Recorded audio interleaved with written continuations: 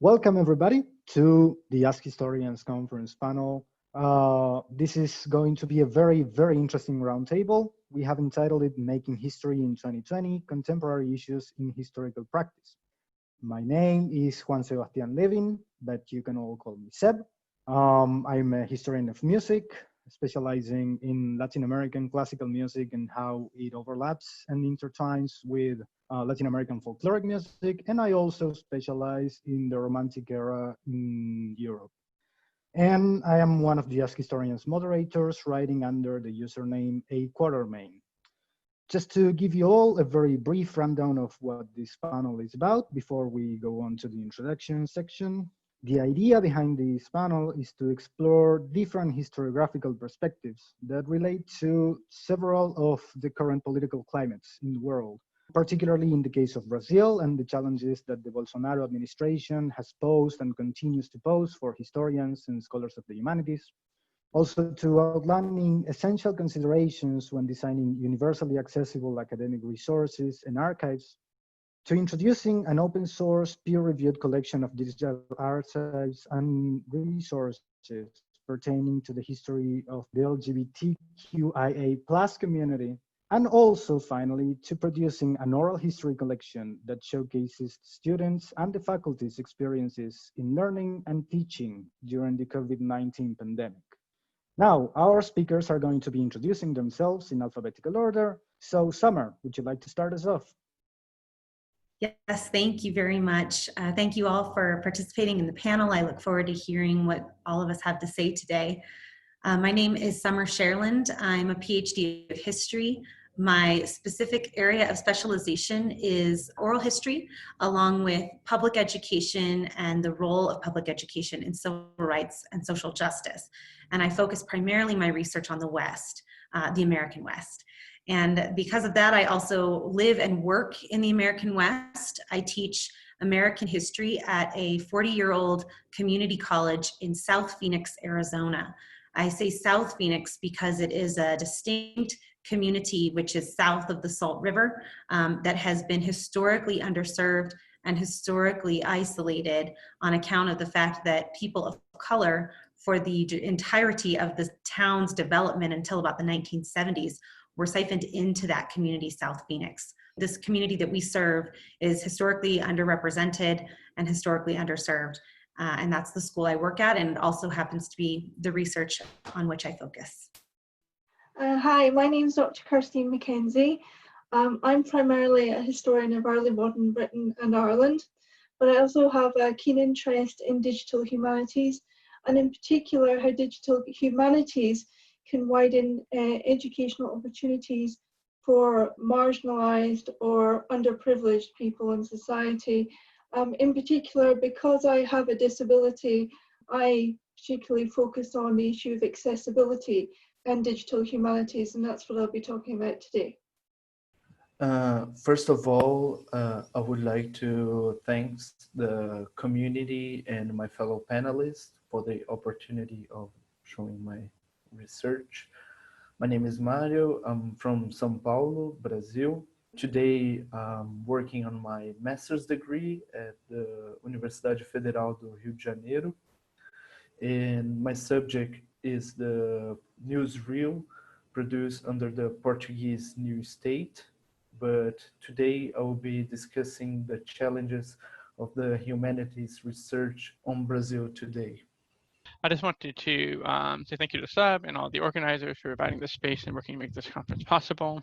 And also just going to acknowledge I'm on the ancestral territory of Salish and the Musqueam people. I am a PhD student at the University of British Columbia, focused on history of sexology and queer nomenclature and archives. And I also focus on ethical cataloging. I work on a few other different projects, but today I'm here to talk about the hissex.org and the history of sexuality. Thank you. Thank you very much.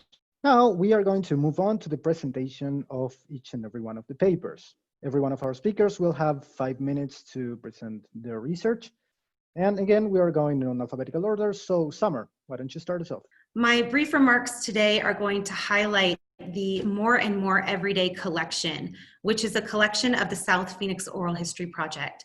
So before I tell you about this particular collection, I should tell you what the South Phoenix Oral History Project is. It is a student-run, student-founded, and student-sustaining collection that is seeking to account for and tell of the untold history of South Phoenix, Arizona. As I mentioned earlier, I'm an oral historian and I'm trained in oral history. And so when I came to my community college, I decided to, and I was asked to implement oral history in some of my curriculum. So for the last several years, my students have been reclaiming much of the history of this community that has been untold until now. And they've been doing that through this first collection you might see up here, South Phoenix and SMCC Memories. Well, in the spring of 2020, I was teaching a seminar in which my students were doing an oral history project. They were interviewing someone in the community and telling of their history. Well, in March, that stopped, right? Everything stopped, full stop in the middle of the semester. So half of my students had completed their final project by conducting their interview. All they had to do was analyze, and the other half were in trouble, right? They weren't able to meet with their narrators. They were not comfortable conducting their oral histories via Zoom. And so I did not know what to do as a teacher. At the same time, as a human being, I was concerned about the well-being of my students, of my colleagues, and just people around the world, what this isolation would do to us. I asked my students what we should do, and they suggested a daily blog series where students from around the world could write in about their experiences of living through the COVID-19 era. And as you might imagine, it completely evolved into something totally different. It is a daily interview and blog collection, and I'm just scrolling through so you can see every single post or interview we've had since March 18th, 2020. We launched this in the middle of March, and I believe it is one of the first oral history collections to capture and preserve the experiences of people living through COVID-19 in quarantine. And we've had people from around the globe contribute both as blog writers and as narrators with one-on-one conversations or oral interviews done via Zoom. But we also have a podcast. If you want to listen to those edited interviews, they're about an hour long, talking with students and teachers who are sharing of their experiences right now living through 2020. So today I'm going to talk about COVID providing an opportunity. As the title of my presentation suggests, with adversity comes innovation. So as history has shown, with any sort of war or situation, there's always progress that happens. There's always positive things that come out of it. And this is the side of COVID that I want to focus on today. And in particular, the positive aspects for people with disabilities studying history. So digital humanities projects have led to unprecedented ease of access to a variety of source material in multiple archives across national and international boundaries. For many scholars working in digital humanities, these are exciting and innovative developments and are slowly changing how we work. The COVID-19 pandemic has led to academics conducting research from home. This has posed significant challenges for the academic community, as we have become dependent upon electronic resources until such times as the university libraries are open again and restrictions are lifted. But what if I told you there was a whole community of scholars where accessibility of resources has always been a challenge and will continue to be so long after the pandemic? Not all academics can freely access archival material as they would wish to do so due to lack of funds, disability or chronic illness or other restrictive factors. However, the concept of universal access can alleviate these inequalities, allowing research to be within the reach of the widest possible number of scholars from across the world. George Williams defines the universal design principle as one where the largest audience is to be kept in mind when designing, creating, and maintaining digital humanities projects. North Carolina State University's College of Design states that universal design is designing all products and the built environment to be aesthetic and usable to the greatest extent possible by everyone regardless of their age, ability, or status in life.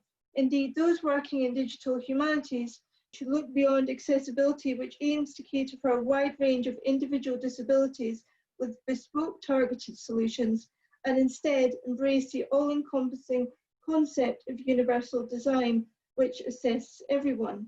Williams recommends that all scholars working in the field of digital humanities should adhere to the recommendations of Web Accessibility Initiative when building a digital humanities project.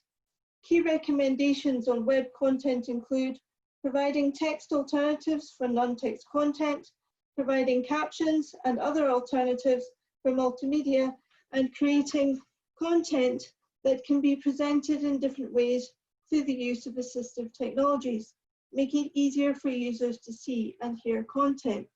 Why is this important? Standards of web accessibility are enshrined in law.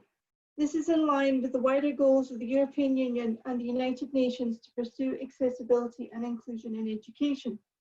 Underpinning these ambitions are the pursuits of social justice and equality. It is estimated that 20% of the world's population has some form of disability.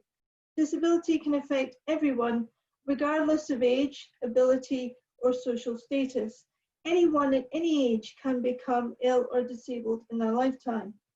Therefore, it is in everyone's interests that we promote efforts to enable scholarly independence via digital humanities, which helps facilitate inclusion and diversity.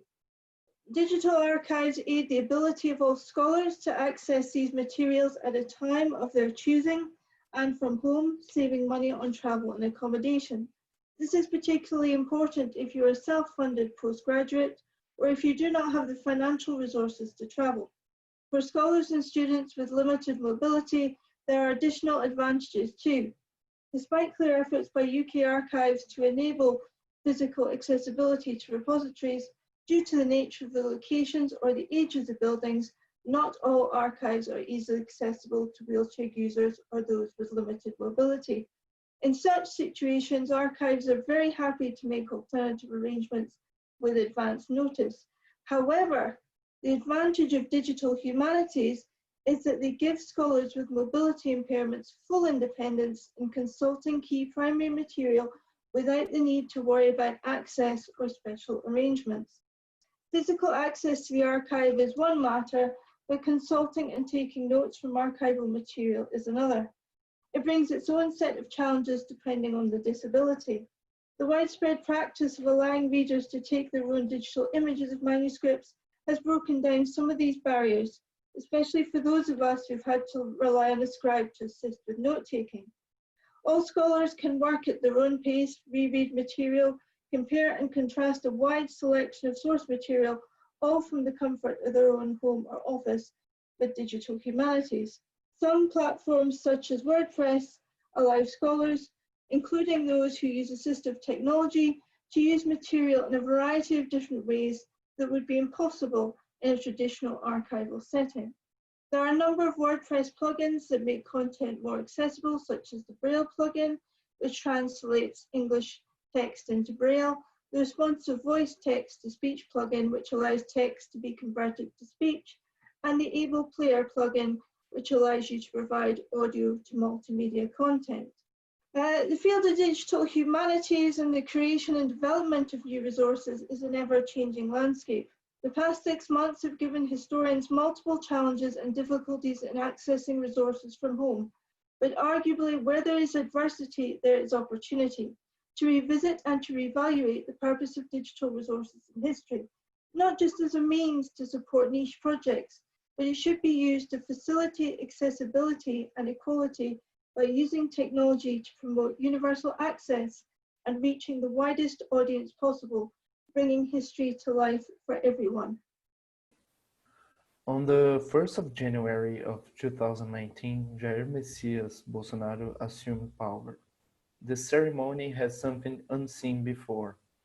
It was the one with the least international leaders and public turnout. It was symptomatic of what was to come.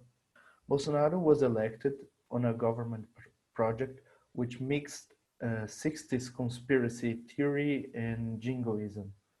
The conspiracy theory established with the idea of a supposed communist conspiracy on Brazilian soil, mainly linked with the center-left Partido dos Trabalhadores policies, the last party that governed Brazil during the last 16 years. The Jingoist was founded under the unofficial speeches of Bolsonaro's explaining his intent on invading Venezuela. This particular point unfolds in another huge problem dealing with this particular problem in Brazil politics. A large number of radical speeches of the president were intended for WhatsApp groups, mostly related to extreme right nuclei on the military and police echelons. He cultivated the extreme right on the fringes of Brazilian politics through fake news and using money to create bots to search fake news to all sorts of groups, of WhatsApp groups. This was discovered by a Brazilian journalist, and it is now known as the Gabinete do Ódio, or Ministry of Hate.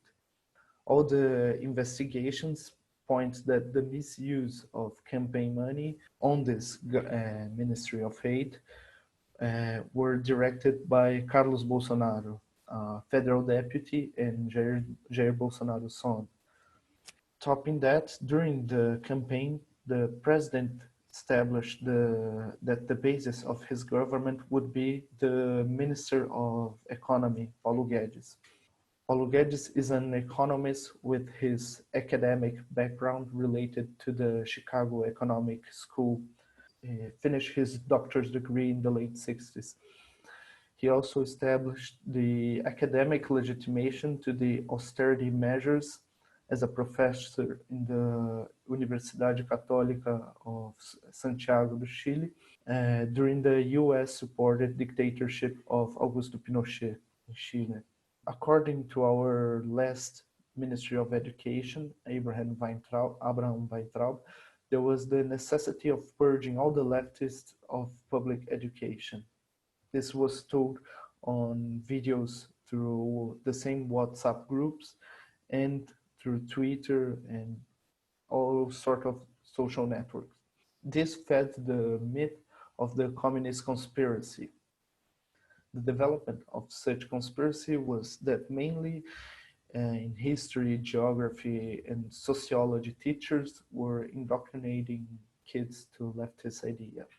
And the main point of discussion, the main part of the indoctrination was related to Brazilian recent past, especially with the US-supported military dictatorship in Brazil. On the 1st of April of 1964, Brazil's President João Goulart suffered an elite military coup d'etat with the US support. Brazil lived under 21 years of a cruel dictatorship, officially responsible for the death of over 400 people and over 100,000 tortured. The Brazilian dictatorship was a rehearsal for the many other military dictatorships in Latin America to come in the 60s. Just a small point, there was the Operation Condor. There was that Brazilian military would train all the militaries on the many Latin American countries to take the power during the 60s. Through 2011 and 2014, Brazilian government created our Comissão da Verdade, or Truth Commission, to study the crimes committed during the dictatorship.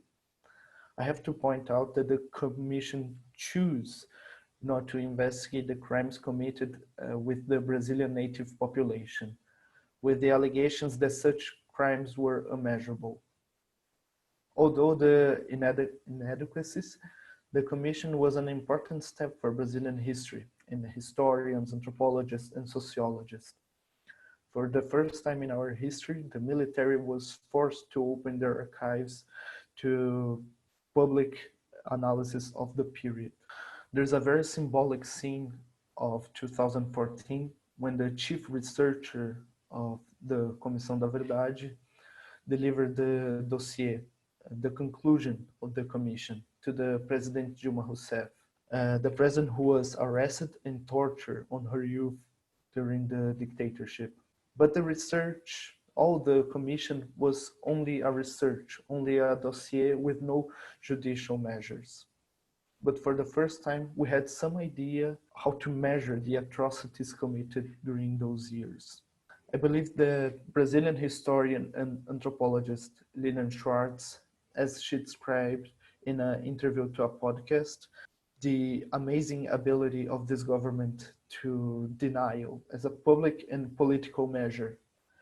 The government has created by underfunding or by simply extinguishing all the instruments that created instruments to blur all the information.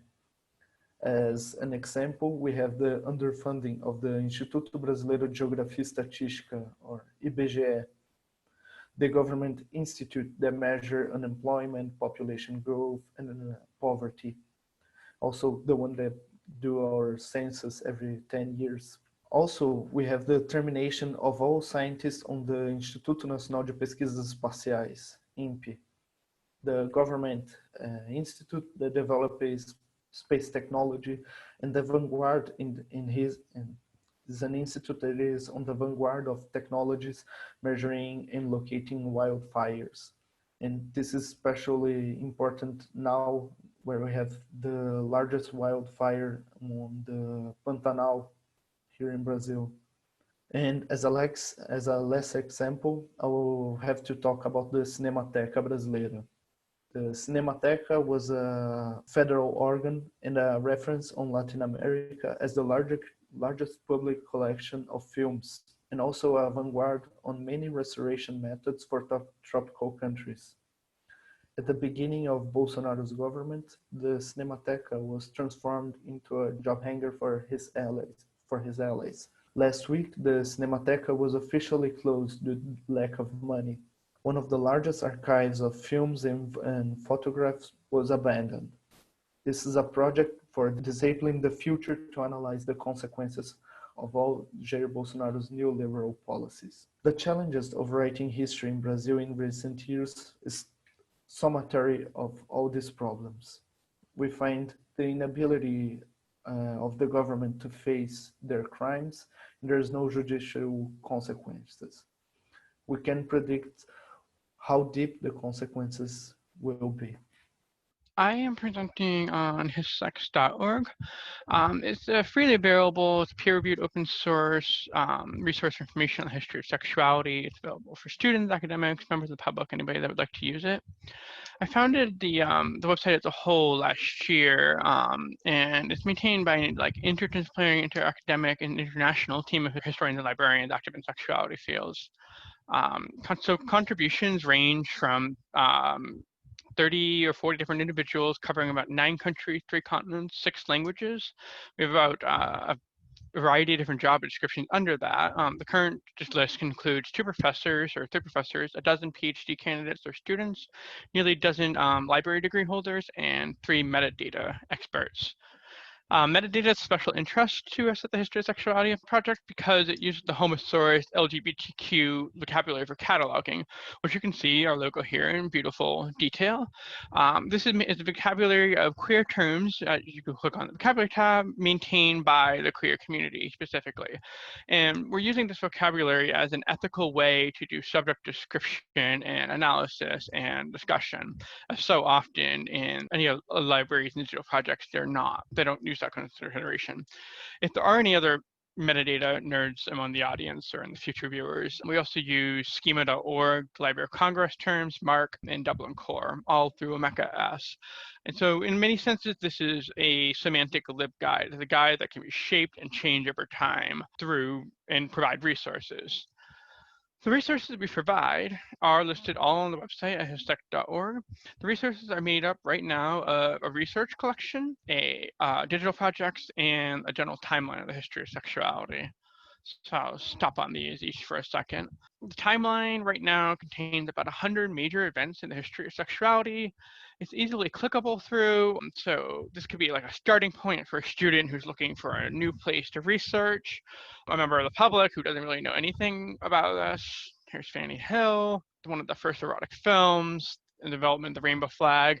It goes up to 1959. This whole resource is under a generous grant from the American Library Association, and the focus of it is about queer history of sexuality.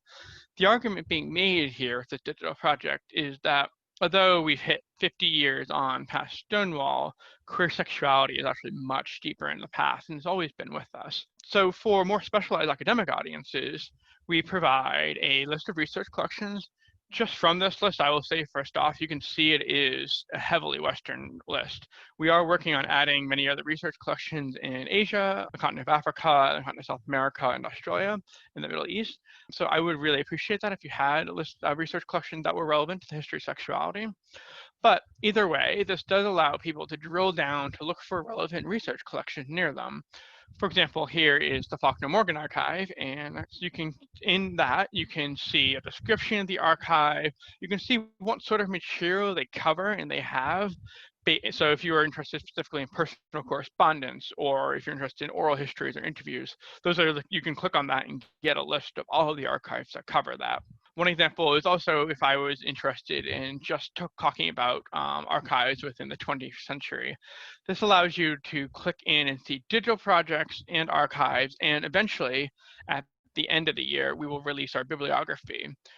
The bibliography is about 1,000 books right now. We're anticipating it will be about 2,000 to 3,000 books when it's completed. The bibliography will mean that everything will be searchable by the homosaurus subject vocabulary, and you will also be able to use the same sort of time period or place or those sort of aspects to find material that's very relevant to you. I joke often that one of the impulses for this was that the heterosexuals have monopolized all the resources, so this is giving the queers a small jump up. But the final aspect of the project is digital projects. So this is for people who can't leave their home right now, who are interested in going out. You can take a look at some of the digital projects that are available to you. So with that, I will end the conversation and hand it over to everybody else. Thank you everyone for your presentations. So now we are going to move on to the discussion.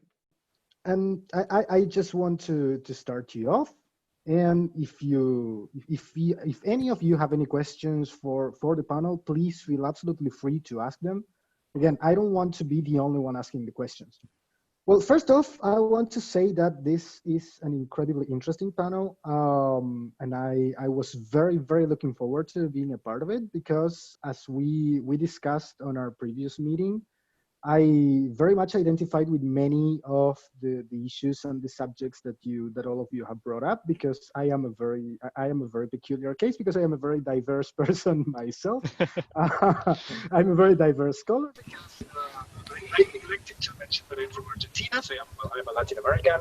I identify as a non-binary bisexual person. As you can see from my glasses, I have a disability, and I can't really see if I remove my glasses. So all of these topics and all of these issues that all of you have raised are deeply, they reach out to me in a very personal level, but also on an academic level, because the idea of discussing the current issues that history as a science, but also as a profession, is facing in this particular era and in this very strange period that we are all living in. It gives us the opportunity to look for ways out. So the first thing I want to ask all of you relates to solutions, to possible ways forward. One of the fundamental things that join all of your research subjects together has to do with visibility, inclusivity, inclusion. Aside from the specific projects in which you are all working in particular, what do you think that academia in general, in an international level, regional, national, in the municipal level, can do forward in order to go on to continue this search and this very long walk towards inclusivity? There was a recurrent discussion at my university related to how academia has isolated itself on its ivory tower, and how at the end it was like a hatred against humanities was more of a consequence of such isolation of academia here in Brazil. And I don't know, it comes to me like a bit awkward because it kind of segregates people from like the academic from the rest of population.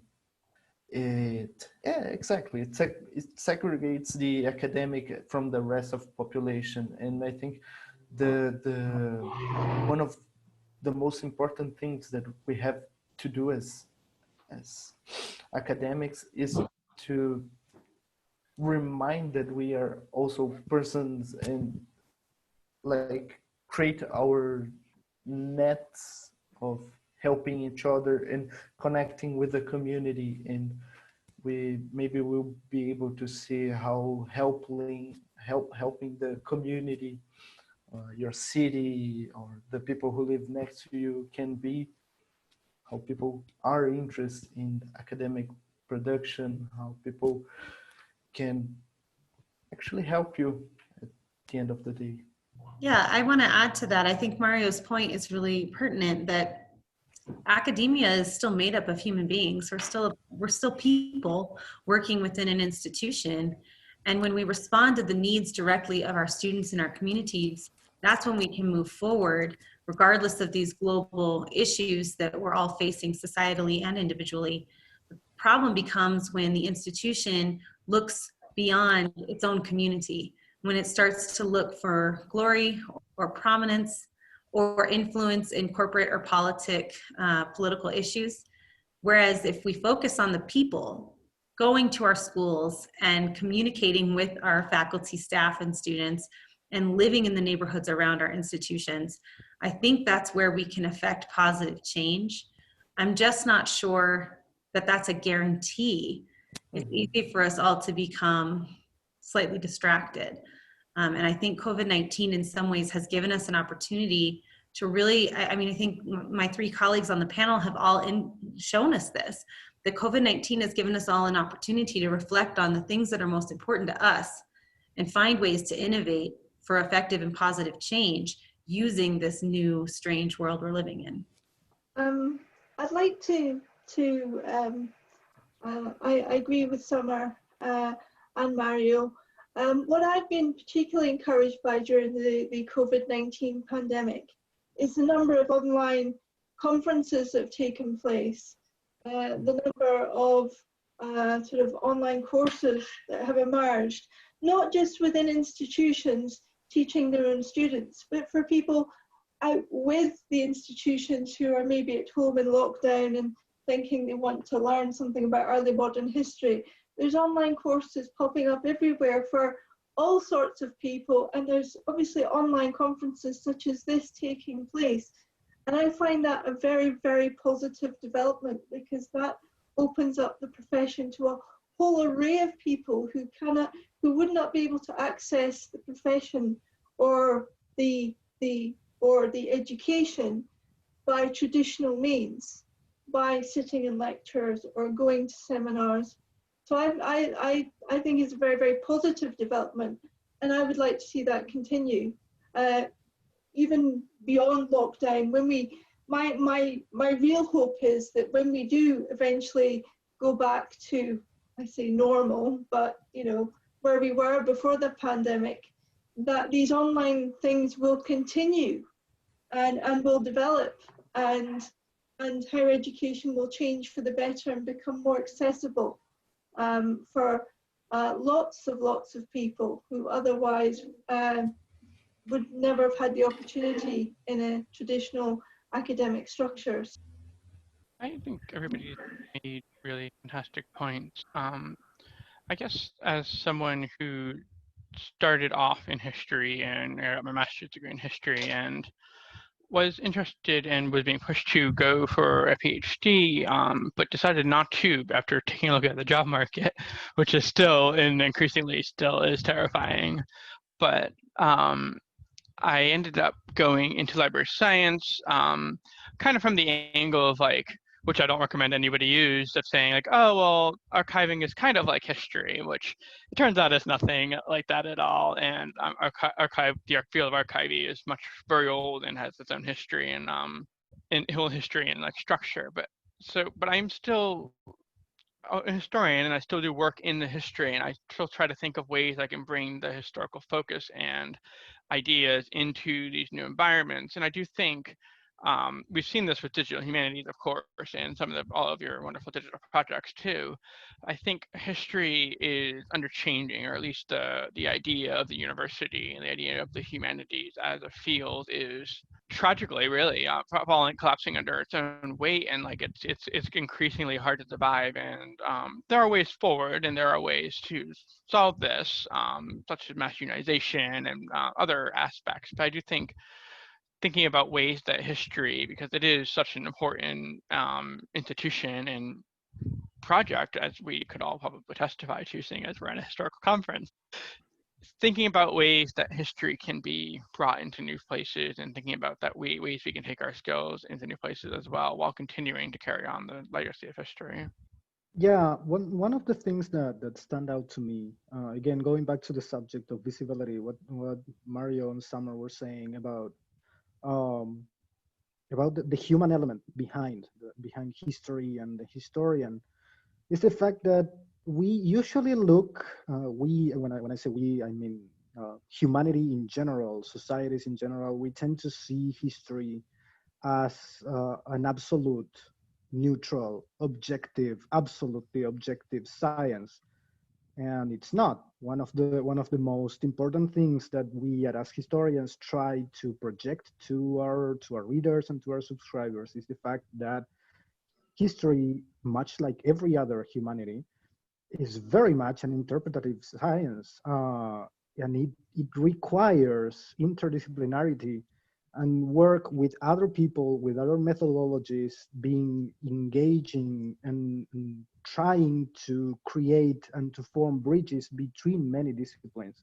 So in this particular situation in which we all found ourselves, I see that many of your research subjects may seem absolutely disconnected from each other at first glance, but in reality, there is a lot of overlap when it comes again to this idea of being able to create visibility to issues which have been forgotten, which have been erased, which have been deliberately put outside of the focus of history in general as a science. So I'm thinking about, again, this idea of interdisciplinarity and interdisciplinary work.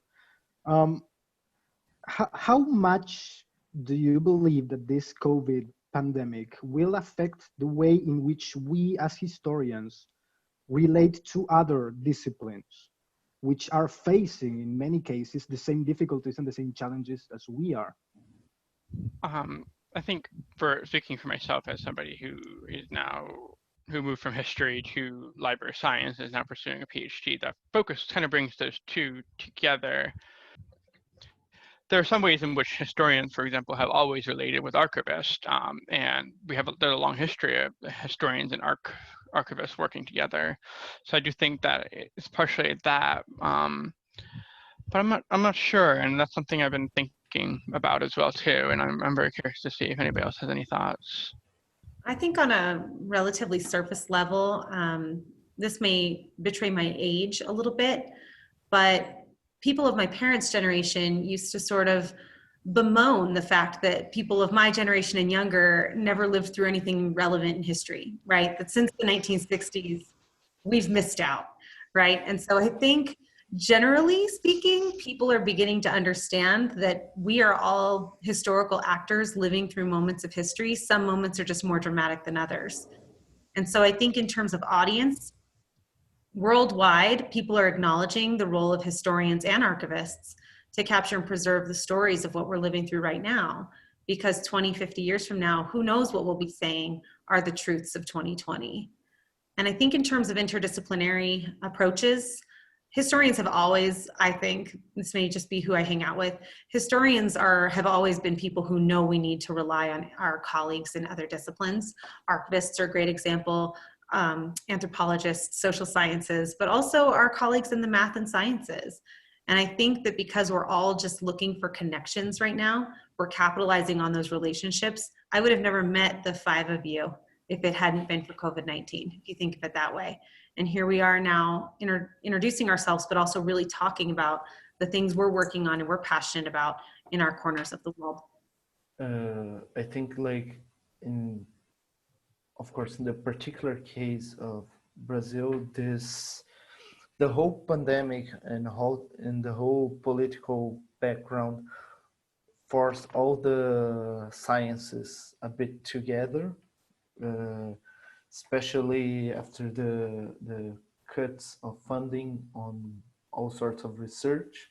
So for the first time, like there was an assembly with all the PhD and master's people that are doing their master's degree and PhD students to discuss how to face this problem, how to we have to negotiate the dates to deliver the papers, etc. So for the first time there was like this coming together of all researchers seeing each other as workers of independent of the area of its research. So I don't know, this was really interesting here in Brazil, and I agree completely with Summer. Like this opened the possibility like to know new people from different parts of the world and different research, and something that was a bit unimaginable like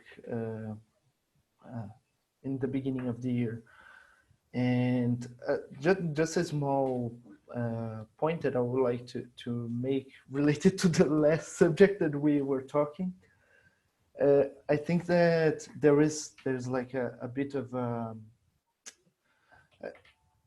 problem, like them to be a bit negative on my thoughts. Like I think that this opening of the historical communications and etc., it also opened the space for all kinds of alt-right communications here in Brazil. The Brazilian relecture of the alt-right here to show their revisionist view of history, like launching documentaries reviewing the dictatorship and how it wasn't that bad, and opening discourses of like maybe we should be a monarchy again, something that like all the reactionary, all this opened like for the progressive and for the reactionary forces, and it shows like a much higher level of challenge that as historians and as humanities we have to face related to this.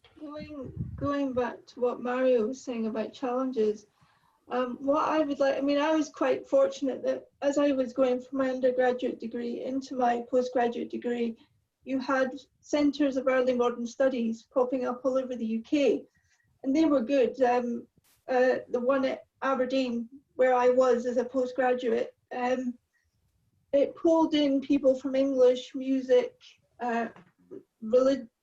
divinity department, who all obviously were early modernists, and these are quite common now. Oxford has Centre for Early Modern Studies, Exeter does, there's Centres for Early Modern Studies in the US, and in other parts of the world, all over Europe. That's fabulous, but what I would like to see, going to sort of interdisciplinary, is to see all these centres start to come together and communicate with each other more, because I think we're going to go into a very difficult period for the humanities. We're already seeing sort of funding being cut, as Mario was saying. Of course, in his circumstance, there's other factors that with me living in Scotland, I don't have to deal with. But at the end of the day, we're going through quite a difficult period in the humanities. So I'd maybe like to see all these different sort of centres of early modern studies, centres of medieval history, all start collaborating with each other and interacting with each other more. I think that would be great. And obviously interacting with other subjects as well, medicine, maths, sciences, etc., where we can find common ground. That would be excellent. As you say, strength in numbers. Okay, and now we have a couple of questions from our audience. First, we have one from Dan. He asks, how does the idea of history in the age of abundance work with the importance of accessibility? We have the benefit of more technologies to aid accessibility initiatives, but we also keep getting massive amounts of sources. Can we catch up, or do we need to change our idea of doing history to consider accessibility initiatives as equal to monographs and publications? Yes, absolutely, is what I'm going to say. I think I'm really excited about a lot of the work being done in library science and in the digital humanities about thinking through accessibility, because surprisingly, one of the things this pandemic has shown, and I should say that I identify as a CRIP or disabled person, being deaf and neurotypical, one of the things this pandemic has shown is that people are discovering in many ways what it has been like to be disabled for somebody who has not been able to leave their home or chronically ill or in pain and sick. So this is kind of showing, exposing the vast ableism of Western society. And some of the exciting work I really think that's being done is in captioning and making more of an effort to do image description. I was really grateful to see Twitter working on that as well. So I do think, but raising, how do we raise the, I guess, social capital of these accessibility standards, which I think your question is sort of getting to, is like, how do we make a monograph equal to working in accessibility? And I think that unfortunately has to come from tenure committees. But the way we can encourage tenure committees to consider it is to enthusiastically support it and do it ourselves. I think, as I sort of said in my presentation, that when you're designing a digital humanities project, one of the first things you should consider is accessibility and the audience that you're going to address. And really, you should try and address the widest audience possible. There's a lot of things now in the web that you won't see as an able-bodied person that are features already integrated into the web, because they have to by law now. So there's things already integrated, but we need to take that a bit further. And what's exciting, as I've said in my presentation, you've now got the University of Maryland working on a Braille plugin for WordPress. WordPress in particular is one of these platforms that is pushing accessibility and developing all these plugins, these apps to plug into content that's already been written, so that they can turn it into Braille, or it can turn into audio, and they can do other sorts of things for all sorts of disabilities. So I see that as a very positive thing.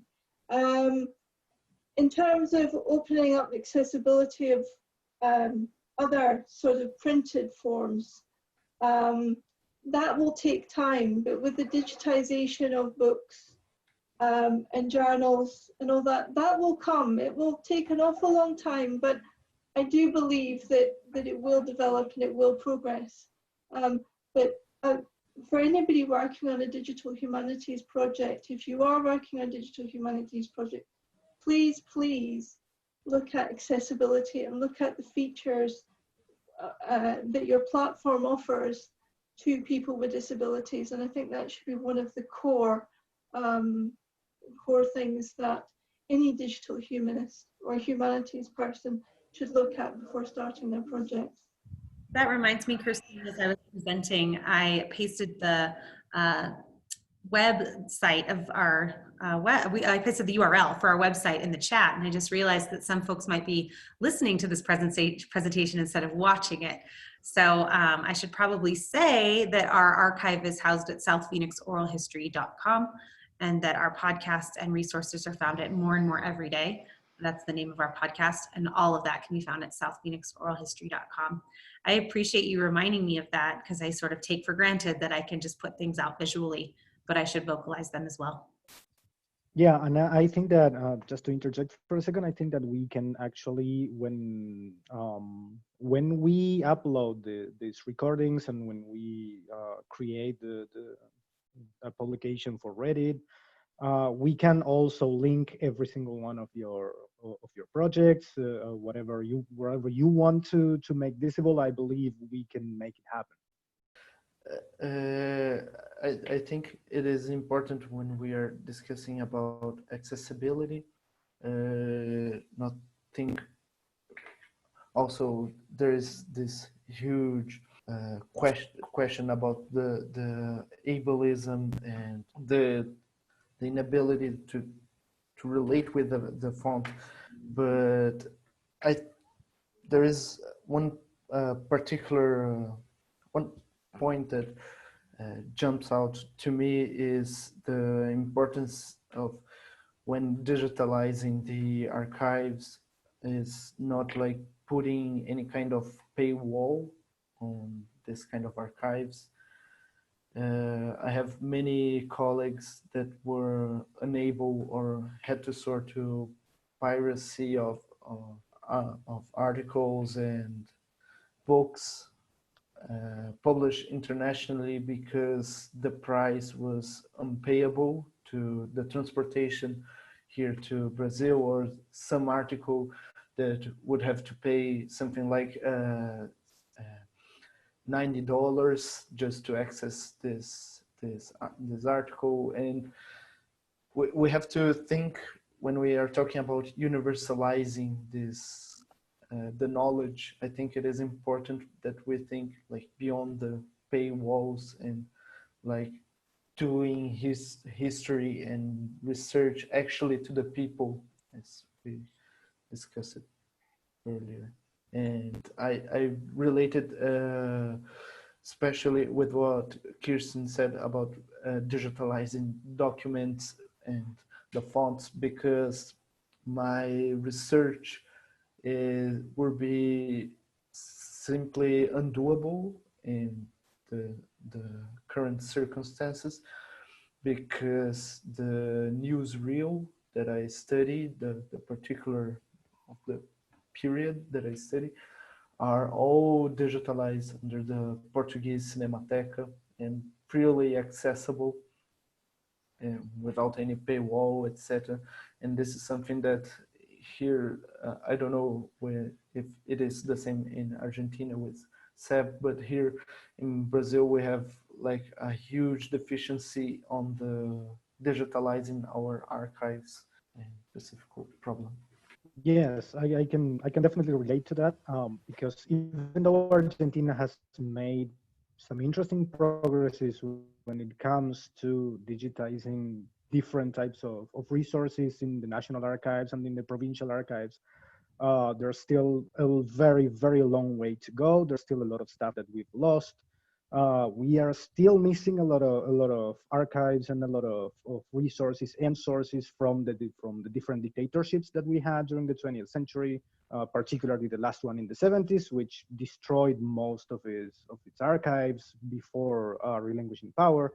So yeah, I can absolutely understand what you mean. Living in the developing world, which is always a very nice and polite way to say the third world, can be very challenging when it comes to having the possibility and the means when it comes to the state actually taking charge of these particular endeavors at digitizing archives.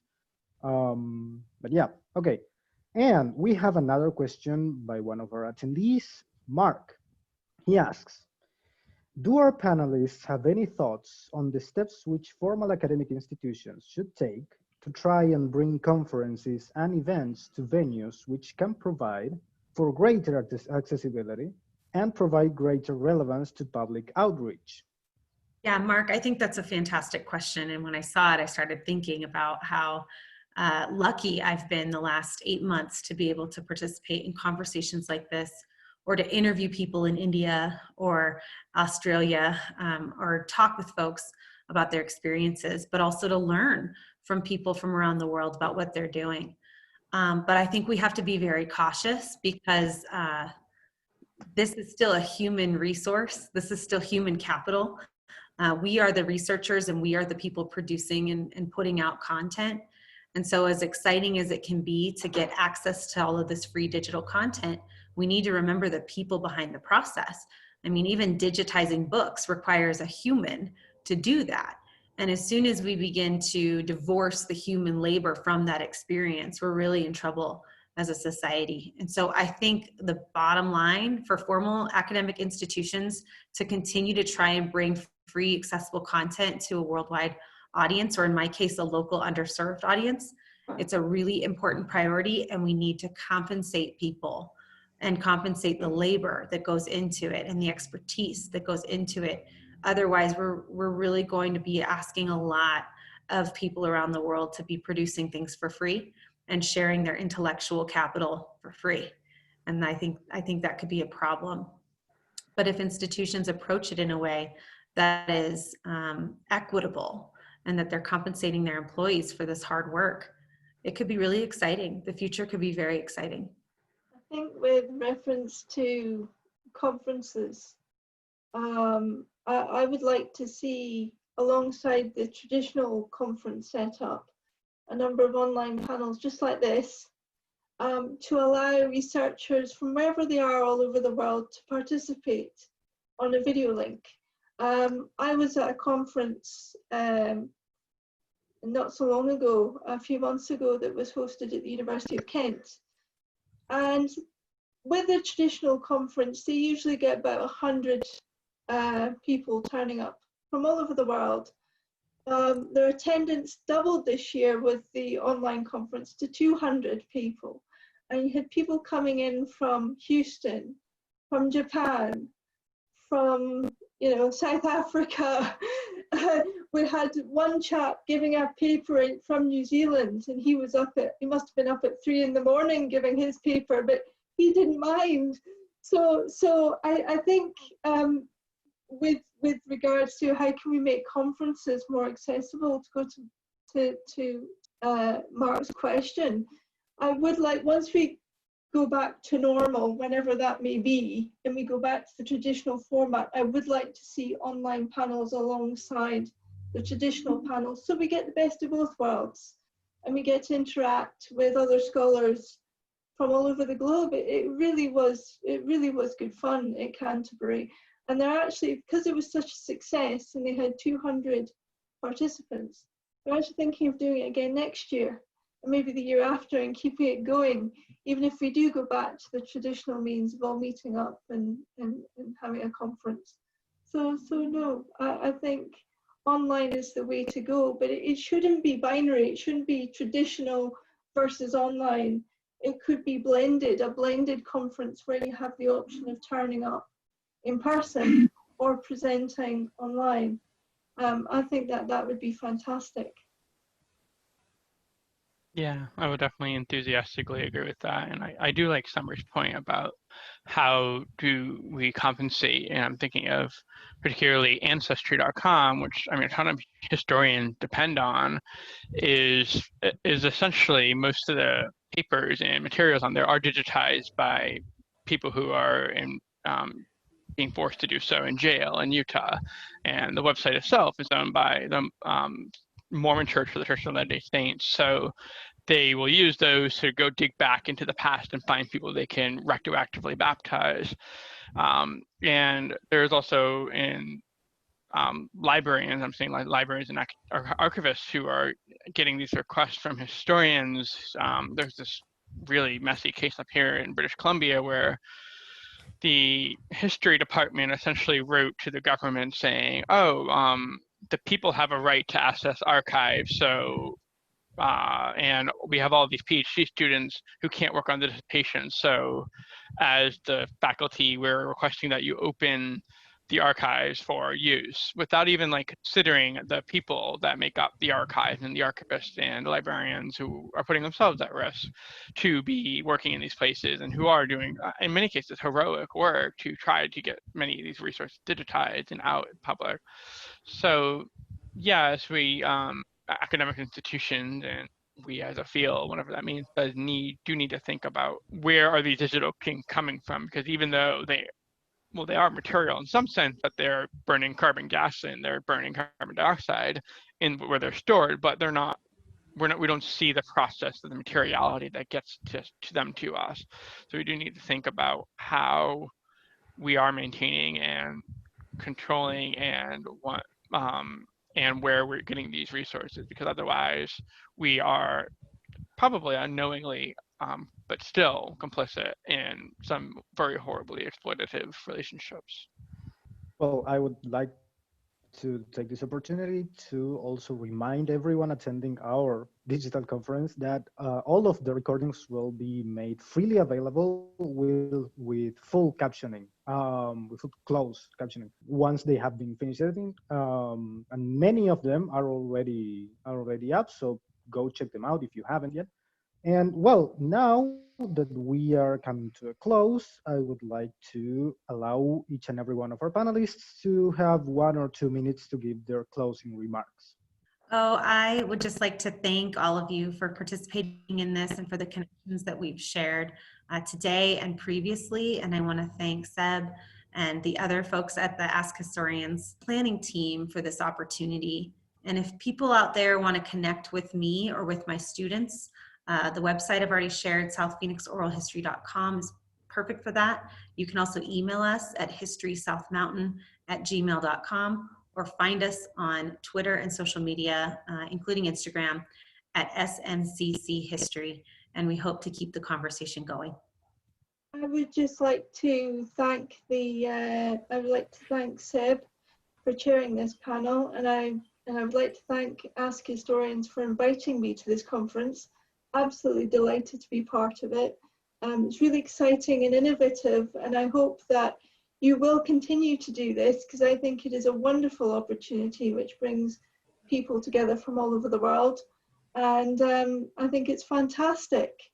Also, if you would like to keep in touch with me or follow me, you'll find me on Twitter at Kirsteen MM. That's my Twitter handle, and yeah, hopefully we'll keep in touch. And I've really enjoyed the discussion tonight. So thank you very much. I would like to again thank the community, my fellow panelists, and for such enriching opportunity of discussing history and producing history and its challenges, and it was again a very enriching conversation.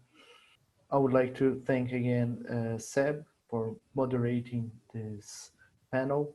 If you you can find me on Twitter as Mário Nocere, Mário Nocere, and I'm open to questions and every sort of thing if you just want to talk about politics and etc. But again, thanks everybody. Thank you. Yes, I would like to echo what everybody said. Thank Seb. I would also like to thank the Squamish people for letting me live as a settler on their land. I also just want to say thank you to the conference organizers, and thank you to Hunter in the background, and to everybody else that's done so much to make this work. You can reach me on Twitter at Brim, BRIMWATS, or on my website at brimwatts.com, or my email is brimwatts@mail.ubc.ca. Thank you, everybody, and I really hope this happens again next year. Well, you're all far too kind to me, and thank you. Yeah, you're just way too kind. But seriously, thank you very much.